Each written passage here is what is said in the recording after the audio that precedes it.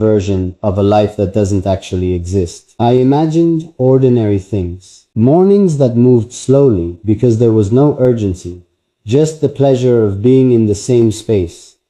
Conversations that went wherever they wanted to go without anyone needing to steer them anywhere productive. The specific, irreplaceable comfort of being with someone who already knows you, who doesn't need you to explain yourself from the beginning, who has enough history with you that the silences are full instead of empty. I imagined being known by you in that way.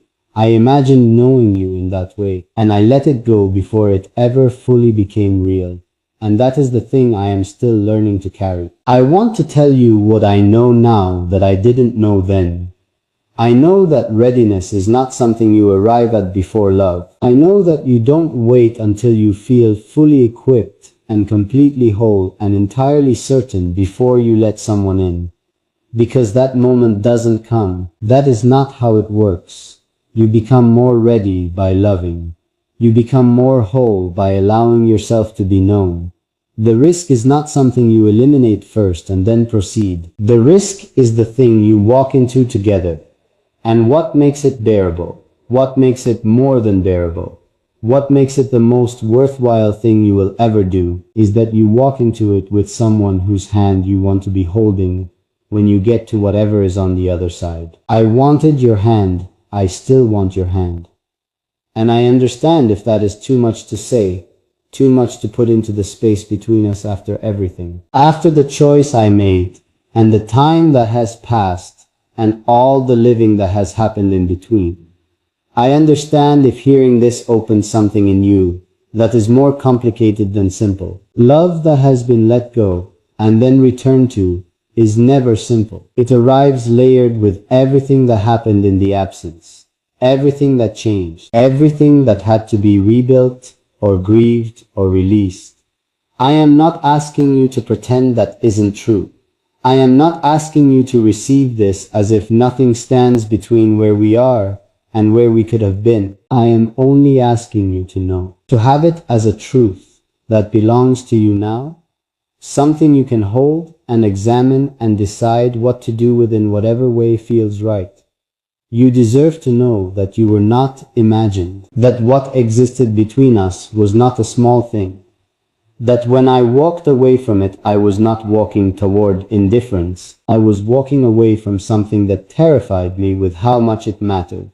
And I have been looking back ever since. And I know you have built things since then. I know you have kept going, because that is what you do. It is one of the things about you that I have never stopped finding remarkable. You keep going. You find your footing even when the ground shifts. You build something from whatever you have available, and you do it with a grace that makes it look easier than it is. And only someone who has been paying very close attention would notice the effort underneath the grace. I have been paying very close attention, even from wherever I have been standing, even across all the distance and time and circumstance. I have never once stopped paying attention to you. I don't know what happens from here. I want to be honest about that too. I don't have a plan neatly arranged, a clear next step I am proposing, a specific thing I am asking you to do with everything I've just laid down in front of you. What I have is the truth. What I have is finally, after all this time, the willingness to say it without dressing it up or managing it or making it more comfortable for myself by making it smaller than it actually is. What I have is this. You were the one I let go when I should have held on, and everything since then has lived in the long shadow of that. And if I could reach back through time and find the version of myself who was standing at that crossroads, I would take him by the shoulders, and I would tell him that love is not something you can put down safely and come back to later, like it will simply wait for you, patient and unchanged, exactly where you left it.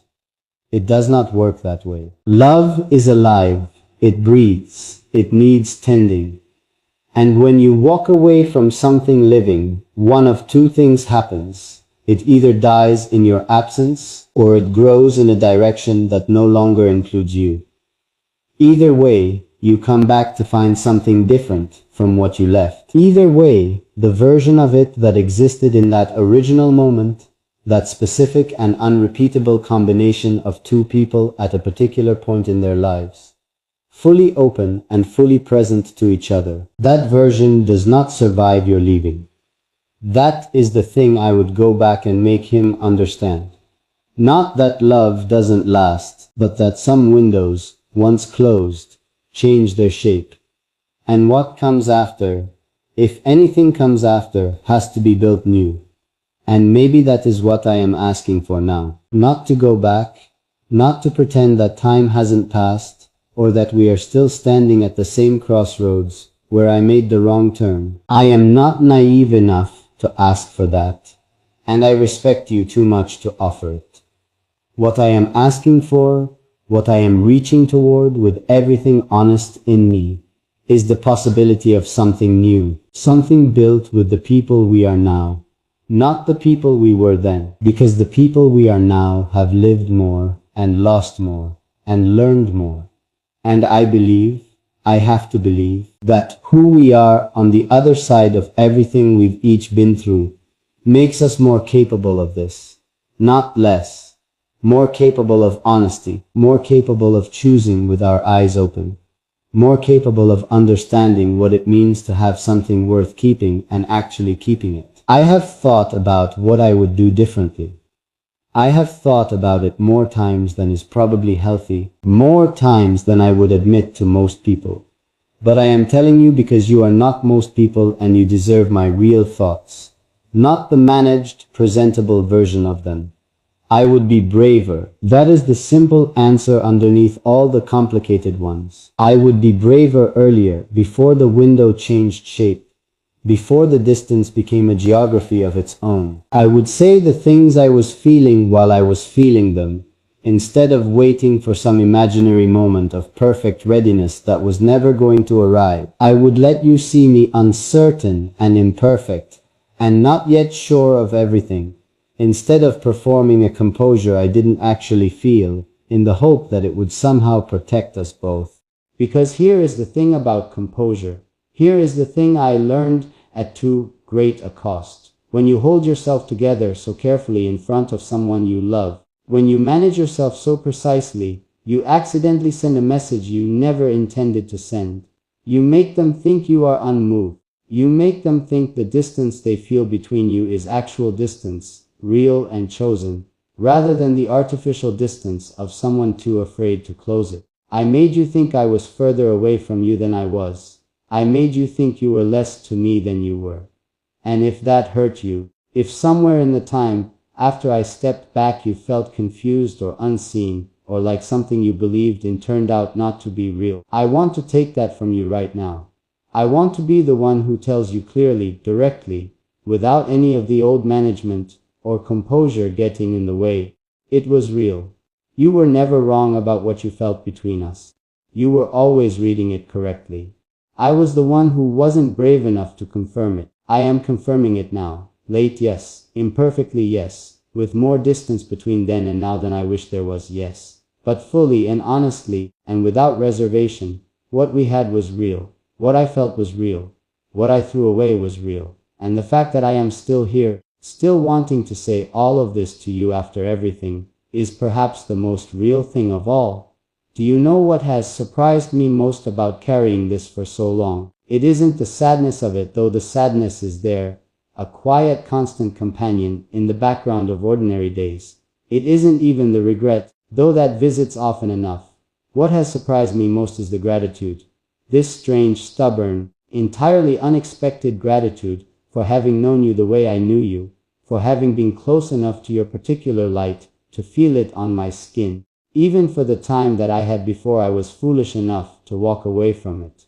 Some people never get to feel what I felt with you. Some people spend their whole lives reaching for a connection that real and never find it. I found it.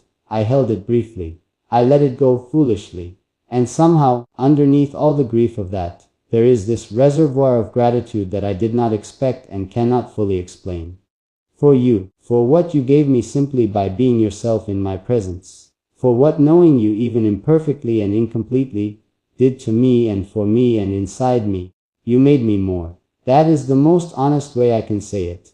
Every version of myself that has come after knowing you has been shaped by that knowing. The way I listen now, the way I try to be more present, more willing.